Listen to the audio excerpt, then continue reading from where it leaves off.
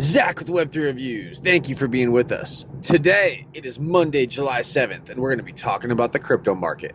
Let's go. Check this out from Brad Garlinghouse. He says, true to our long-standing compliance roots, Ripple is applying for a national bank charter from the OCC. If approved, we would have both state and federal oversight, a new and unique benchmark for trust in the stablecoin market.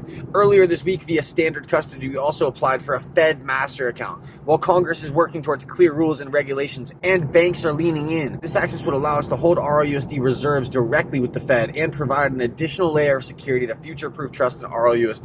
Ripple always has and will continue to build trust, battle-tested, and secure infrastructure in a $250 billion market. RLUSD stands out for putting regulation first, setting the standard that institutions expect. This comes on top of a post from the Wall Street Journal Markets where they say Ripple has applied for a national banking license, joining the rush of cryptocurrency companies seeking to cross the divide into mainstream finance.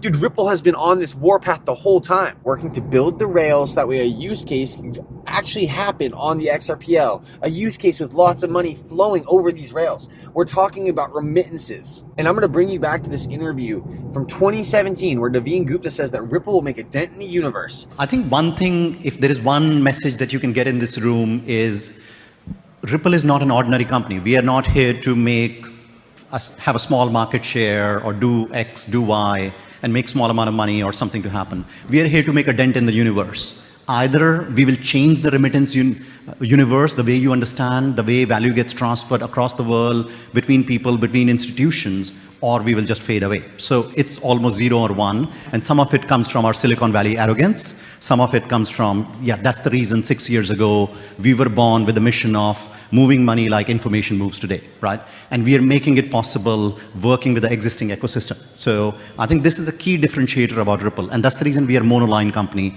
Every day we get tens of ideas to say, why don't you do security settlement? Why don't you work in trade finance? Why don't you do X, Y, Z?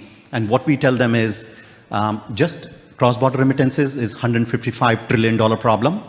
We'll solve this first. We'll make a difference to everybody who's present in this room. And once we have made the difference, then only we will look at something else. So we are like, Google is for search, Ripple is for remittances. They're either going to change the world or they're going to disappear forever. And as you can see right here, Ripple is not disappearing.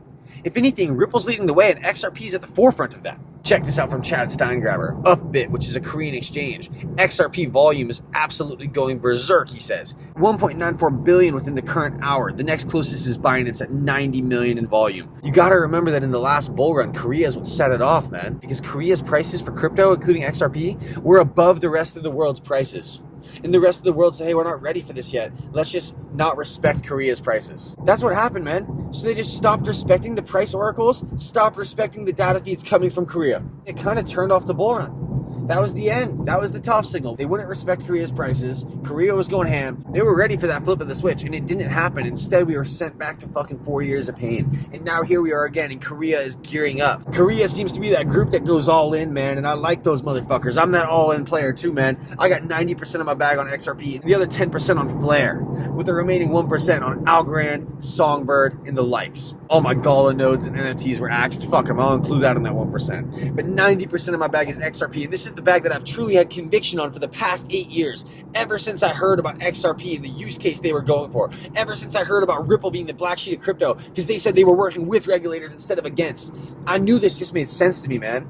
Nothing ever goes bottom up. Bitcoin was going to fail because of that right there. You got to go top down. It has to be accepted and integrated into the current system. You're not going to overthrow the system. These antiquated players, they're not going away. Brad Garlinghouse famously said it. It would be out with the tanks before it was down with the banks. And you see what's happening here? Ripple is becoming a bank. I don't think that they're going to be displacing anyone. I think that they're going to be enhancing the whole game. And like Caitlin Clark in the WNBA, they might get some hate, man. They already have, but I think that they're built to withstand the fucking blows that come. I think that their technology is so strong that all the other banks could do is embrace or get left behind. That's what I think is going to happen here. It's Monday, July 7th. I hope you guys had a great July 4th weekend. This is what I got for you today. Short little episode, man. I'm still getting back from vacation, taking care of the family. Tomorrow I'll be back on the schedule. I'm hyped up about crypto, man. I'm hyped up about XRP, about Flare, about Algorand. I'll have more for you tomorrow. Thanks for being here. Until next time.